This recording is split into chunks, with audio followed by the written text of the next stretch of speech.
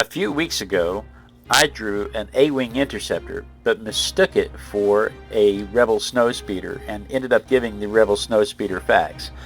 This week, I was drawing a Rebel snowspeeder, and so I thought I'd go ahead and give the A-wing interceptor facts for it. The A-wing interceptor had a paint job that would have made it completely invisible on camera. The designers at Industrial Light and Magic originally gave it blue markings, but they were using bluescreen technology to composite the space battle footage for Return of the Jedi. Anything blue would vanish during editing. The props team had to completely repaint the models, and that original blue scheme didn't show up on screen until decades later when Star Wars Rebels brought it back. The guy who designed the A-Wing's distinctive wedge shape was Johnston, working as a visual effects art director at Industrial Light and Magic. Johnston also designed the Millennium Falcon and co-created Boba Fett's armor before he left to become a director. He went on to direct Honey, I Shrunk the Kids, Jumanji, and eventually Captain America: The First Avenger. If you zoom in on the physical A-Wing miniature built for filming, you'd see a tiny pilot figure inside dressed as a World War I German airman, not in any Star Wars costume.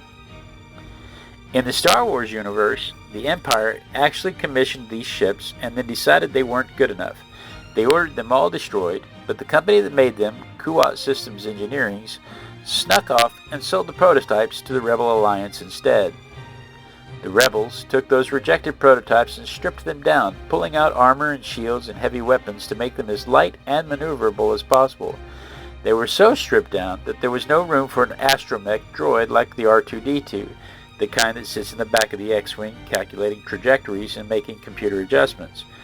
Without droid assistance, only the best Rebel pilots, the ones with almost Jedi-level reflexes, could even fly these things. During the Battle of Endor in Return of the Jedi, an A-Wing pilot named Arvel Krenid was attacking a super star destroyer called the Executor, the flagship of the Imperial fleet. His ship took a fatal hit, and with no control left, he steered the fighter directly into the command deck of that massive warship. The collision sent the Executor careening out of control and crashing into the new Death Star. One tiny Rebel fighter took out the biggest ship in the Imperial Navy. The models themselves were covered with what the crew called greeblies, those little mechanical bumps and details that make a spaceship look functional. They achieved that effect by gluing bits of World War II model kits all over the surface, little bits that look like locker doors and tool pockets and access panels. These details might not actually do anything, but they make it look like the ship has more going on than just flying through space. That's the kind of detail work that made these models hold up on screen.